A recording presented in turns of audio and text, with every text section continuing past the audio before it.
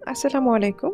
আজকে চিকেনের আরও একটা স্ন্যাক্স রেসিপি নিয়ে আপনাদের কাছে হাজির হয়েছি। এই স্ন্যাক্স রেসিপি উপর থেকে ক্রিস্পি বাট ভিতরে জুসি, এত বেশি মজা যে কেউ একবার খেলে বারবার খেতে চাইবে। তো চলুন দেখে নিই চটপট।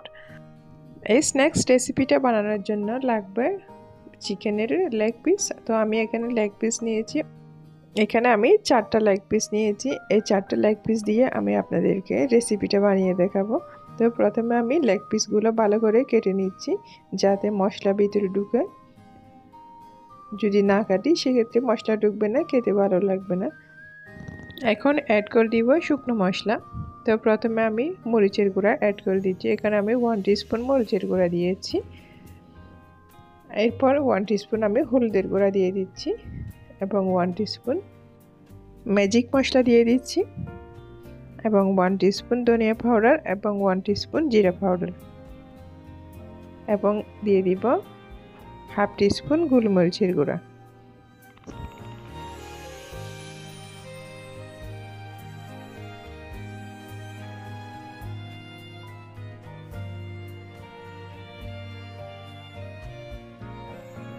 এবং এর সাথে অ্যাড করে দিচ্ছি স্বাদ মতো লবণ।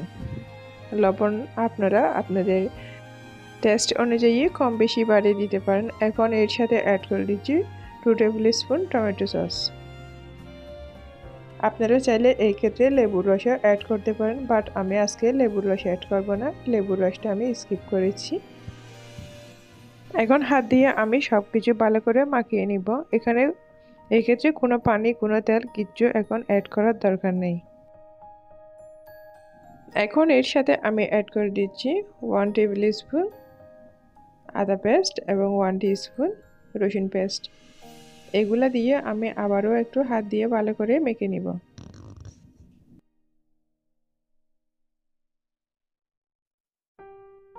এখন মেখে নেওয়া হয়ে গেছে।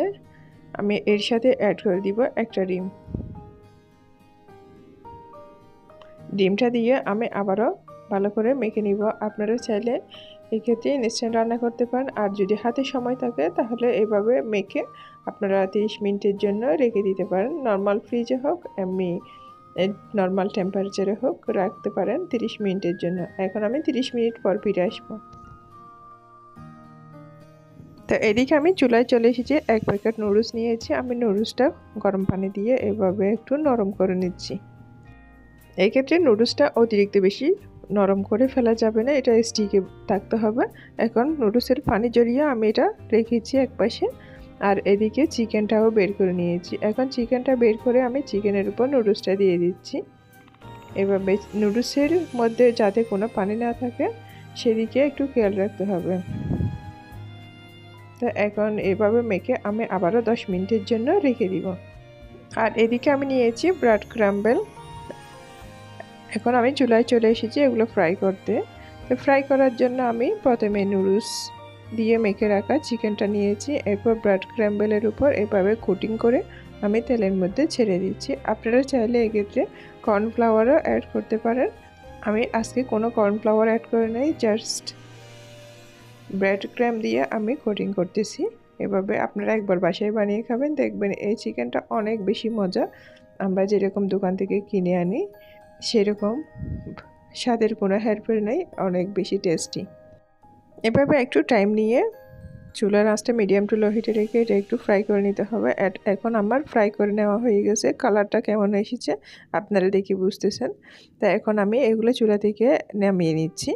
এই যে কতটা সুন্দর লাগতেছে, কতটা ইয়ামি লাগতেছে। এটা এতটাই মজা, আপনারা যে কোনো রকমের সস দিয়ে এটা খেতে পারেন। এটা আমি ছিটিয়ে দেখাচ্ছি আপনাদেরকে।